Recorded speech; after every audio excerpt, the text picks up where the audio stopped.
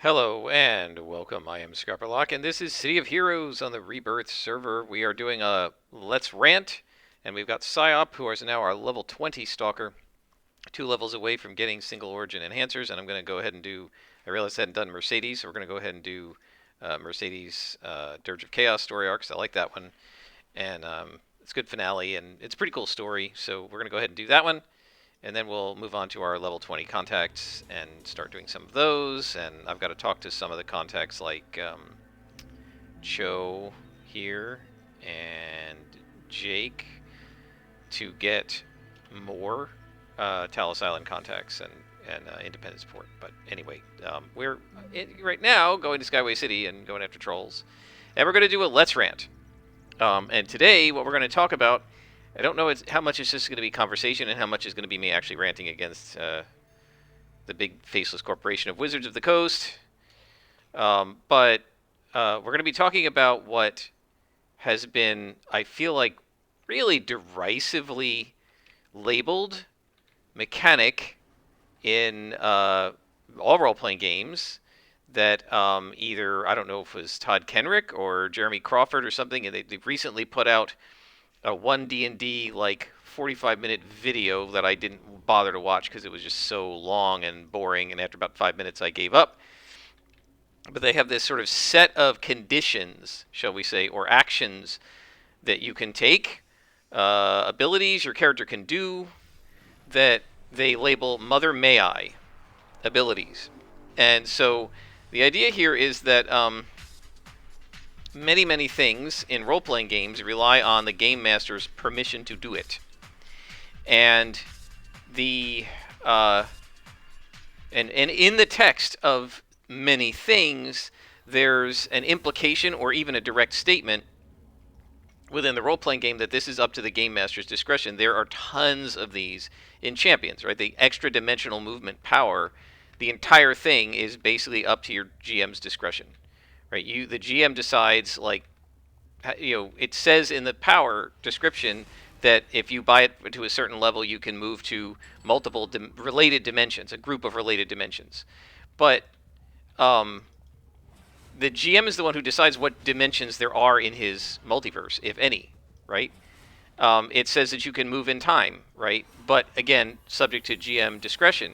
And like for me, I follow what I call the Hogan hypothesis. This is the kind of conceptual idea that James P. Hogan put forth fictionally that I first read about. He's a physicist and he was using quantum physics, so he didn't come up with the whole thing, but this whole many worlds idea that when you every possibility that could happen does happen in an alternate reality somewhere, and when you drop something, if it breaks, then in your reality it broke, but in another reality there's the world where it didn't break, and they're two alternate realities, right?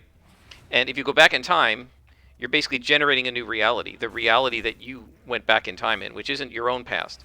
So Proteus operation is people coming to our world in World War II from a future in which the Nazis won World War II.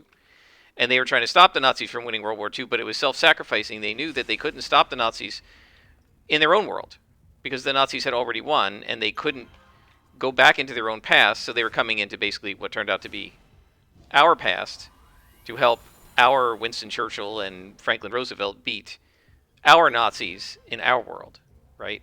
So in my Champions games, I followed this ever since I read the book in like 1988. That's the rule. So in terms of Mother May I, you say, well, I'm gonna make up a character who is a time traveler, right? I'm going to wait for the buff to recharge here. And so I want to make up a character who's a time traveler. And so I have extra dimensional movement. I pay like 70 active points for, being able to move in time. And as a GM, I said, well, you can go back in the past, but not your own past. You cannot change your own past. That's the way the rules of this universe work. So I'm saying, Mother, may I go in my own past? Answer, no, right? And so what they are talking about in this one D&D episode was that there are a variety of character abilities that are essentially up to the GM's discretion, right? The GM decides whether and how they're going to work.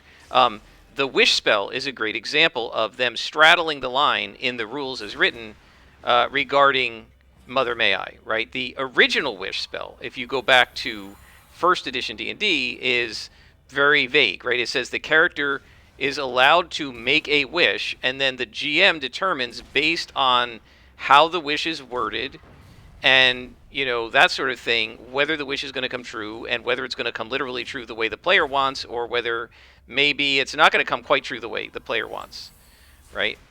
And so this is the ultimate Mother May I. May I make this wish to become rich?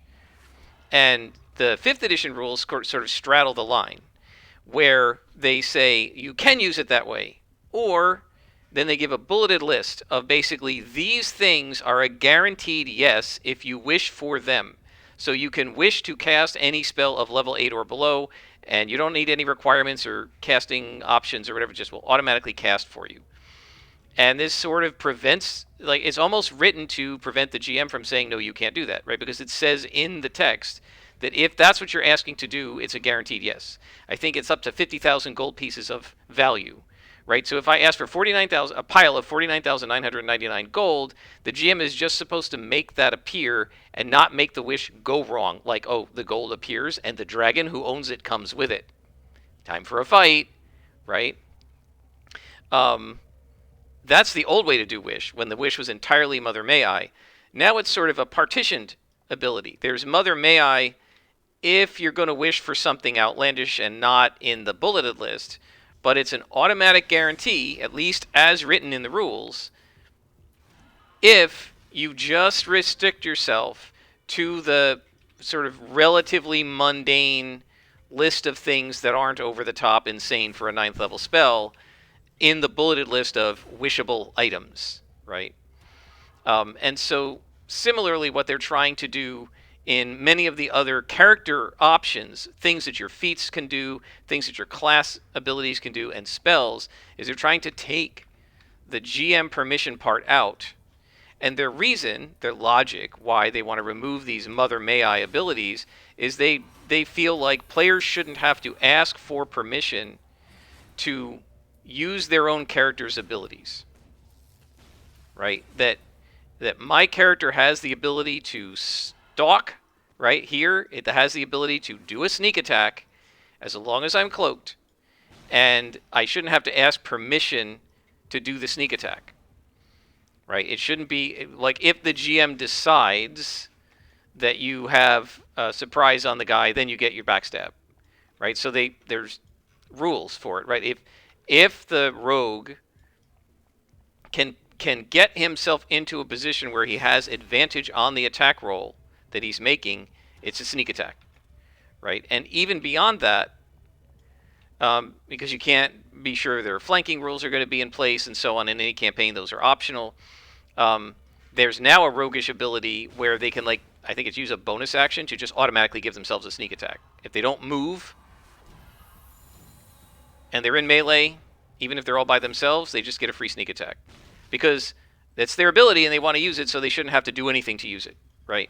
And so that's basically making it so that they don't have to, quote-unquote, ask permission to use their ability. They can just use it. And so this is seen by a lot of players as a great thing because, of course, it's taking power away from the GM, right? The GM no longer can arbitrarily say, you can't use your sneak attack here because I don't think it would work. Instead, the player just gets to use their ability. And if you go back to... I think it was, I don't know if it was the last Stalker I played, or if it was, might have been Quintessence Lass, or maybe it was, what's her name, Nightmare Lass.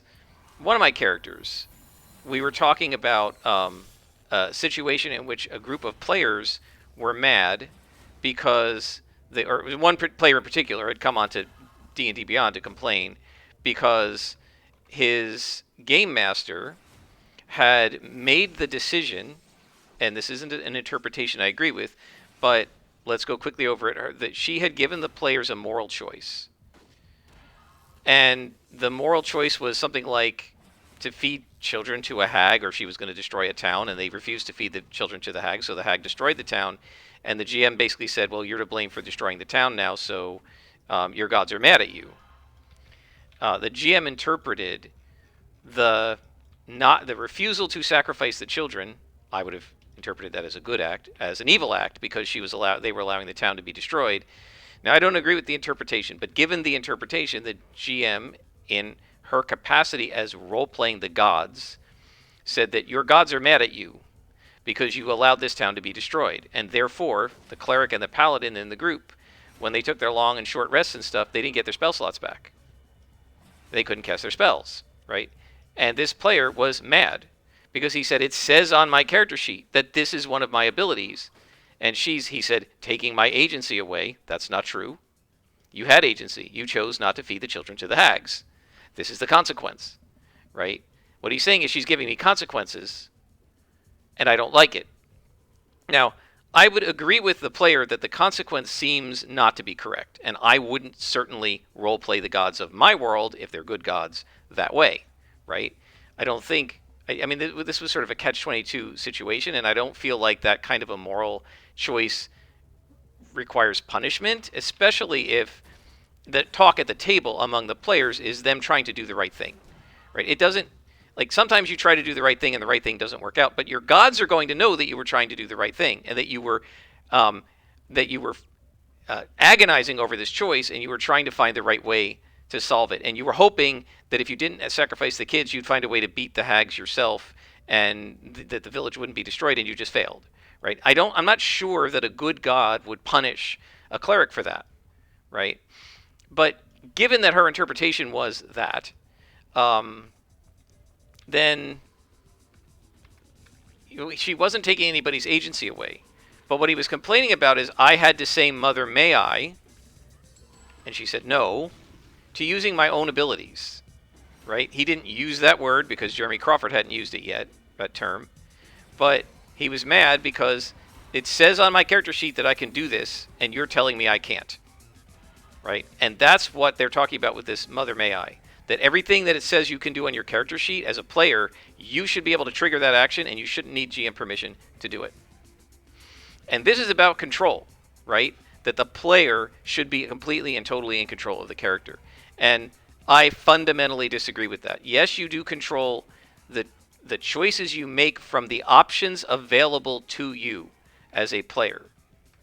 But I don't think you get to choose the options all the time, right? The GM has to be reacting. I mean, the GM is like the computer in this game, right? The computer's running the entire world except for me. And that world is reacting to my character. And sometimes the world is going to react in a way that makes it, that sort of obsoletes the character abilities. Let's think about in City of Heroes, right? We know that even though I'm a stalker and I can hide, when there's an ambush, they know right where I am. And that's just because the game designers decided that that's the right way to run an ambush.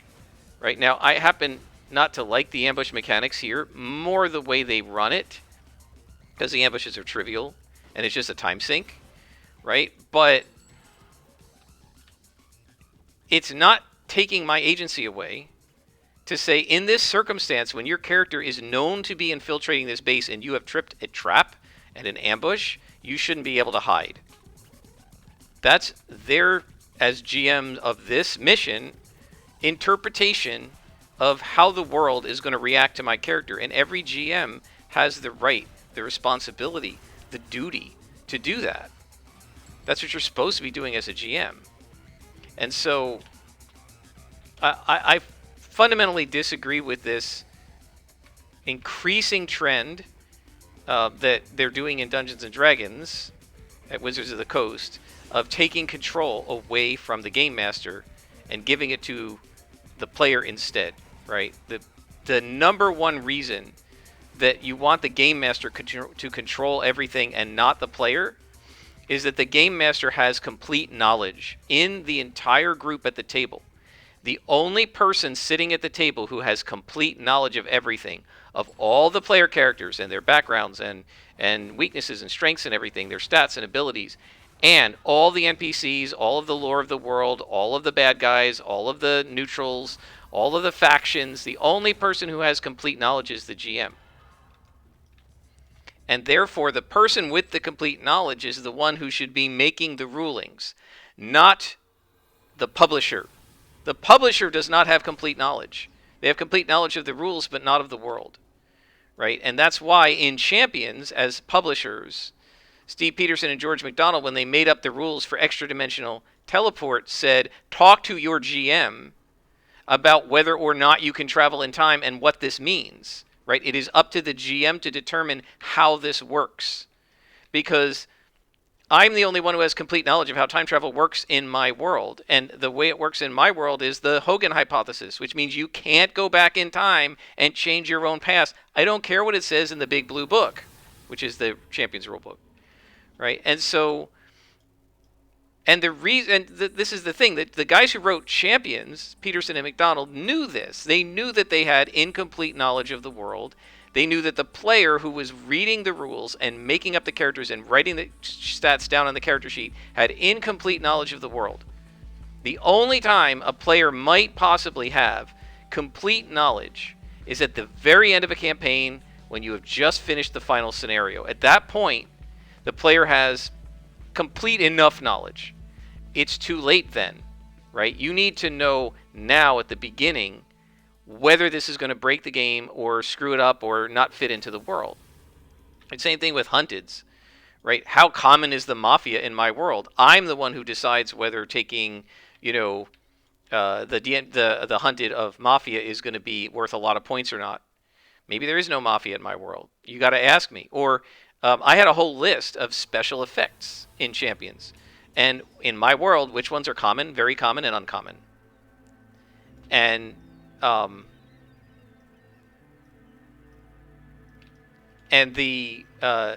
was just a known list, and when players were making up characters, I would hand them the list and say, consult it, use that. You are not free to call lasers very common when they're listed as uncommon in my world. You get 10 points for them, not 30 points, right? And take another disadvantage if you don't like that. But you don't get to dictate to me how many points lasers are worth as a disadvantage, because you don't have complete knowledge of my world and I do. I can look over my list of enemies and see how many of them have an actual laser beam, and I've only got like 2. So yeah, that's not really common, and therefore you're not going to get a lot of points for that. So this is the problem with taking all the Mother May I out of D&D. Yes, it seems to give the players quote-unquote agency. We know that that's not what they're talking about, but control, right? It gives players control over their own character, and they don't need permission to do their abilities. But like at the base and most fundamental level, players need permission to do everything, right? If you listen to how these live streams go, Critical Role or Matt Colville's Dusk game, right? The players will say to the GM, or Wildcard's Savage Worlds game, the players will say things to the GM like, "Can I run over here and strike him with my sword?" Right? They're asking permission to do what it says on their character sheet. That's Mother May I, right? And the reason they do it, first of all, is it's polite, right? That they're recognizing the authority of the GM, Matt Mercer or Matt Colville or Jordan Callerman.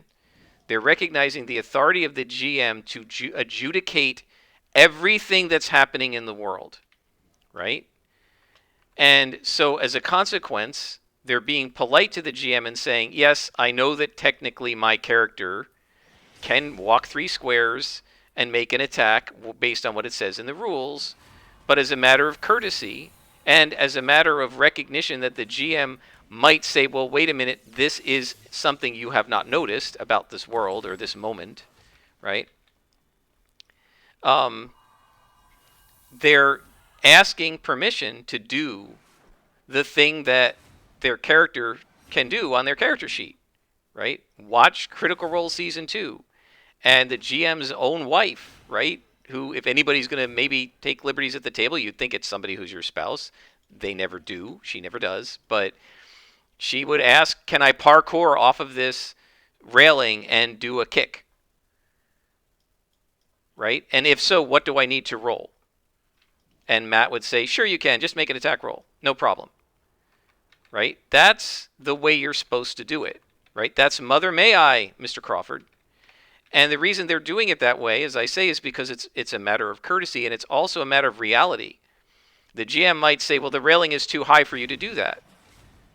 It's actually 8 feet, and you can't jump that high. And so, and maybe he didn't describe it, or you didn't notice when he was describing it that it was that tall, and it's over your head, so you can't realistically jump over it, right? Now, I'm not getting into an argument about whether monks can jump over an 8-foot railing. That's not the point. The point is that what they're trying to do, which is to kind of take the permission power away from the GM and sort of say, if it says it on the character sheet, the player gets to do it, period, no matter what. That's not the way a role-playing game is supposed to run. That's the way computer games run, but that's not the way a tabletop role-playing game is supposed to run. You have a GM there so that it's better than having a computer there, right? Ideally, a GM being at the table is way, way better than this computer running it. The computer is a heartless, mindless thing that's just following a list of pre-written instructions, and it can't figure out what's cool or dramatic or interesting or relevant or anything like that.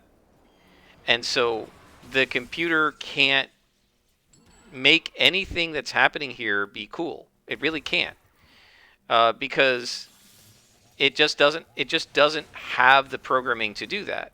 But a human being can, right? Matt Mercer and Matt Colville can.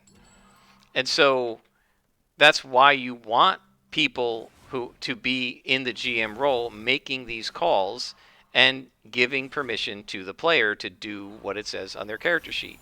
Right? This is a fundamental type of interaction that all players and GMs have had since the beginning of role-playing games.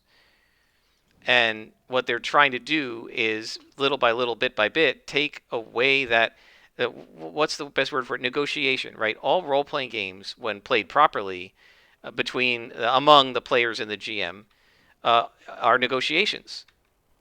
The players and the GM are negotiating with each other at the table on the proper way to roll things or the proper way to interpret things, right? This is the way you play a role-playing game.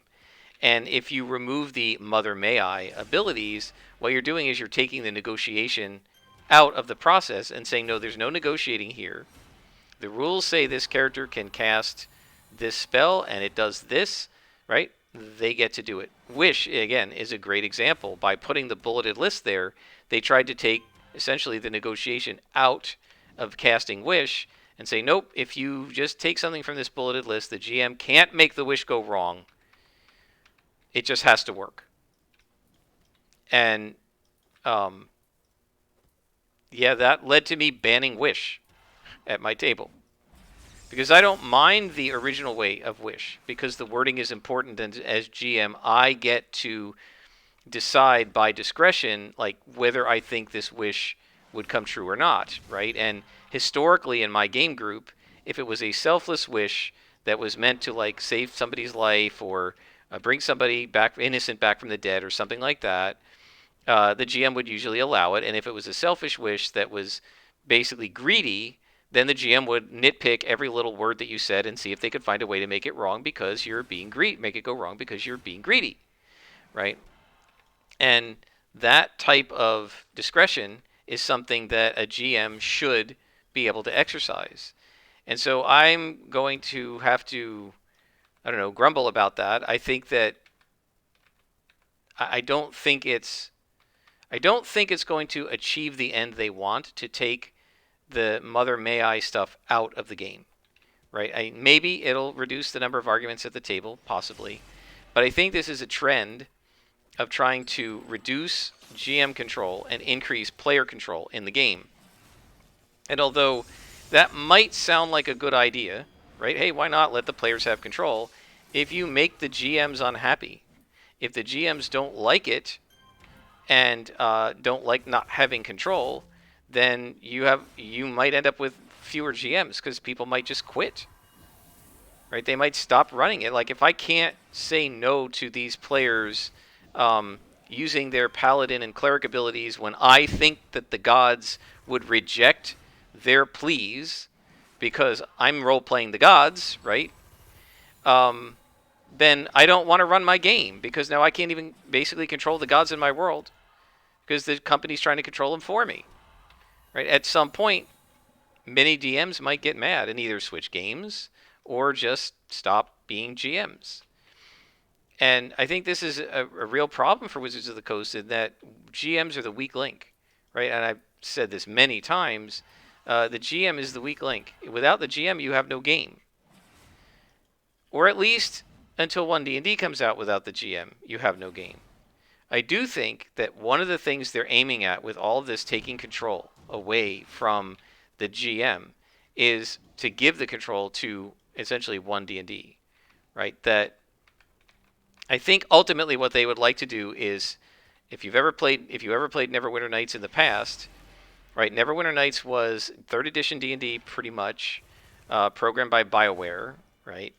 And they had it automated, so there was a possibility to log in as a game master and individually take control of NPCs and monsters and run them, but hardly anybody played it that way. Mostly what would happen is if a GM spawned in enemies, they would just let the AI control the enemies. A lot of it was just run automatically. You just had modules you could play, and they were pre-programmed by people, right? And I think that I would bet lots of money that Wizards of the Coast's ideal for Dungeons and Dragons in 1D&D and going forward is a modern, updated, better graphics version of Neverwinter Nights for 5th edition instead of 3rd, or whatever, 6th edition now. And it's a game where you can log in, and if there's a DM available, you can, like, the DM can use the tools and run the game just like you could in Neverwinter Nights. But if there's no DM available, there will be, I wouldn't be surprised, pre-packaged modules like the Lost Mine of Phandelver, and you can log in with your friends, and it will play. It will be scripted. It will be a railroad, right? Because it has to be. It's scripted, like these missions, right? And it'll basically be like this, where you can go in, log in, you've got your friends, you guys, click on the NPC, he gives you the quest, you then move your miniatures down the road, and you get to the ambushed by goblins, and the computer just controls the goblins, and you fight them, and so on and so forth, and you don't need a DM. Right, and that's the end of the weak link, right? Because if the DM isn't there to be the weak link, then Wizards doesn't have to rely on him or her, and then doesn't have to worry about whether the DM's going to like it or not, right? Because it doesn't matter. You don't need a DM. If the DM quits, you can play Lost Mine of Phandelver by yourselves. And I think that this is actually something they very much want to do, because the DM isn't just the weak link in terms of them being the needed to run the game, but also, and I think this has been a major problem for Wizards of the Coast for a long time as D&D has become more popular with new players who've never played role-playing games before, right, and don't know what they're in for and don't understand the conventions. They get into a game, and whether they have a good experience or not, and thus whether they want to continue playing D&D or not, depends extremely highly on how good their DM is. If you get into a crappy Adventurers League game with an awful GM, you might never want to play D&D again because the DM made your experience so miserable. A good DM can make a game amazing, and a bad DM can make a game suck. And there's no way Wizards can guarantee a good DM, which means that if they're letting DMs run the games, they can't guarantee new players will have a good experience. And I think that's actually terrifying for them, right? Because in the past it didn't matter because people had been playing D&D a long time, and most of the people playing D&D were people who'd been playing D&D before, and so, they'd had other experiences, and this one is just one more experience, right? And so it's not going to completely turn you off the game if you have a bad one. But if you get people who, watch Matt Mercer and what a great GM he is, and then they get into Adventurers League or they get into a local table and the GM is just miserable, awful, horrible, right? they just throw up their hands and say, I don't want to play anymore. I'll just go back to watching it. Right? If I can't have Matt Mercer, I don't want to play at all. Right? So what they can try to do is program, quote unquote, Matt Mercer as best they can into the 1D&D, and then they guarantee you're going to have, at minimum, you will have their curated experience of what they want you to have in the game. And so I think these two things, the getting rid of the Mother May I and trying to sort of automate stuff in 1D&D, are connected. I think that there is a clear incentive for Wizards of the Coast to control the experience that the players who buy their product are having in the game. City of Heroes could control it very easily because you can only play it here. But Wizards of the Coast right now has almost no control over D&D, right? Even if they take the Mother May I stuff out of the rules, a GM can put it back in, right? The GM can say, I don't care what it says in the rules. I decide when you get to cast Divine Intervention, right?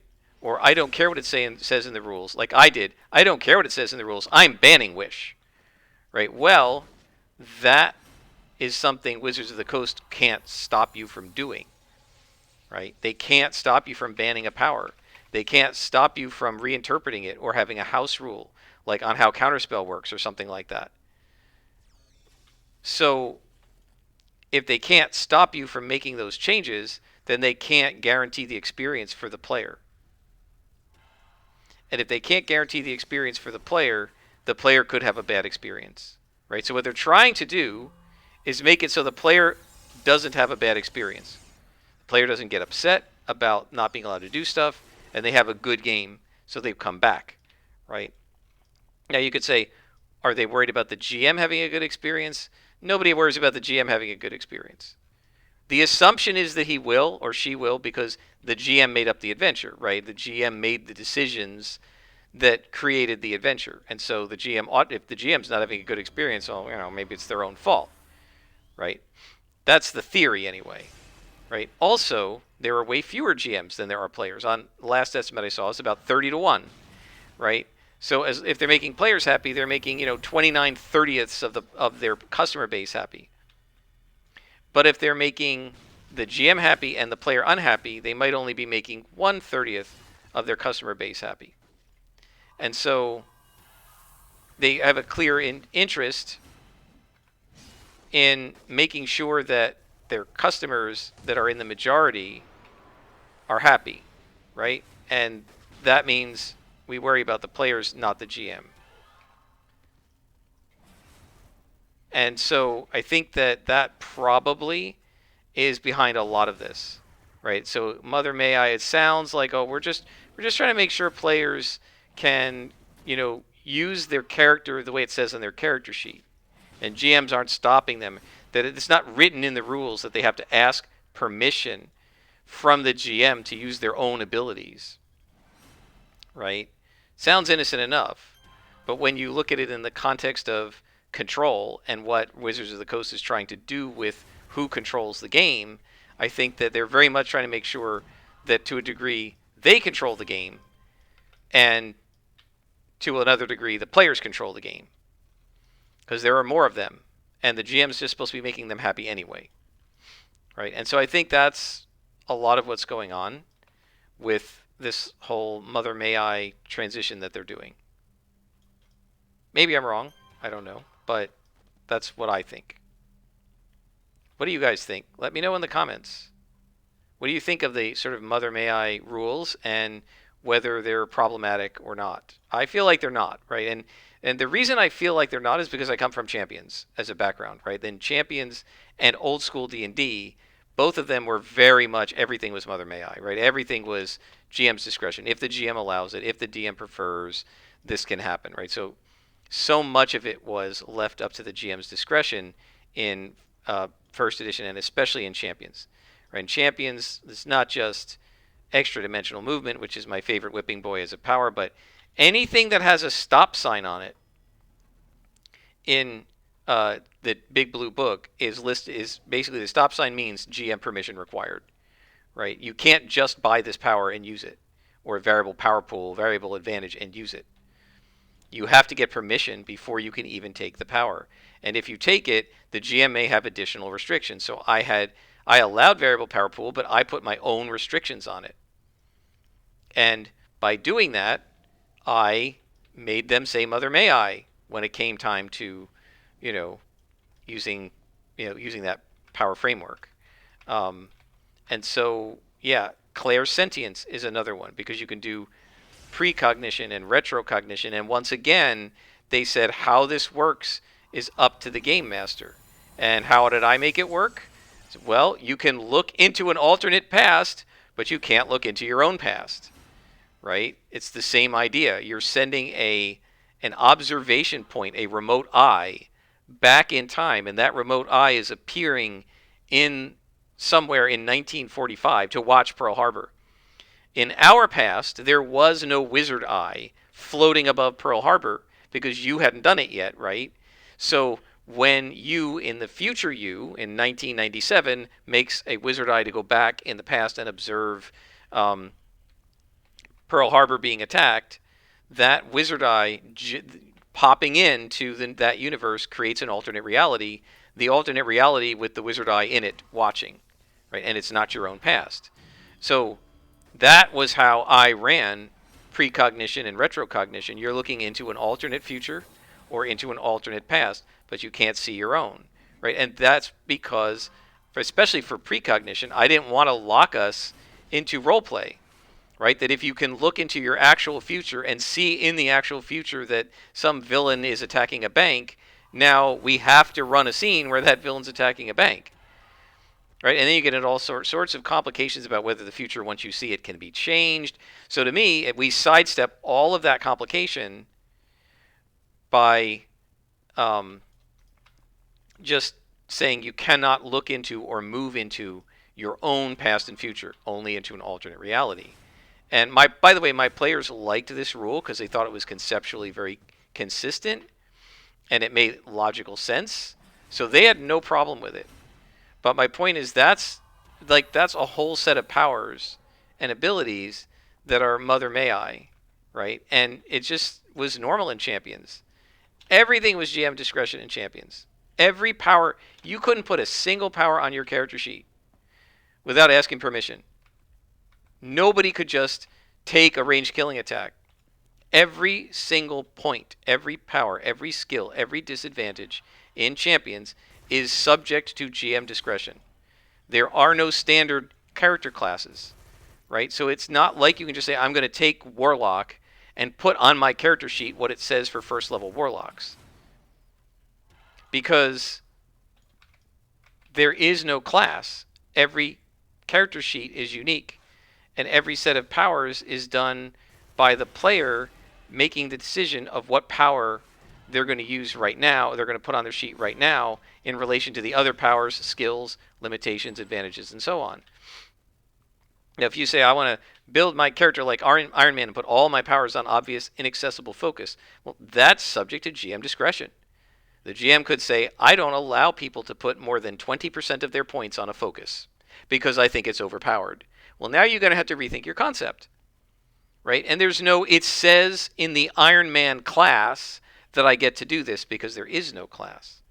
And so Champions has always relied very heavily on GM discretion, and basically the entire game is Mother May I, which is why I don't have a problem with it, right? I don't see an issue with it because I played successfully for many years Champions campaigns where the whole game was asking permission. Everything you did, every time you gained experience, everything you did with your character, you had to ask permission. And I really wonder what Jeremy Crawford and these other guys in, who are only used to D&D and don't seem to have ever played any of these other role-playing games the way they talk, how would you even survive playing a Champions campaign? A typical old school, 4th edition, big blue book Champions campaign with an experienced, well-skilled, a GM who knows what they're doing and is going to do things like say, no, you can't take 45 presents just because you want it, right? And so, yeah, I don't know what they would do about that, where everything you do, everything has to be you have to get permission. You want to level up, you can't just say I'm going to take my next level of paladin. You want to add, a new power to your multi-power, you've got to ask permission. You want to raise your multi-power, got to ask permission. You want to buy off your hunted, got to ask permission. Right? And most of the time what the GM's going to say is you got to role play it. You want to buy off that hunted, we need to run a scenario where you put them in jail or something, and then I'll let you buy off the hunted. But you can't just take it off your sheet. Right? And so, yeah, I come from a lineage of games that are very much Mother May I in everything. So, personally, I don't have a problem with it. What do you guys think? Let me know in the comments. Do we need to put... Yes, we need to put slots on that.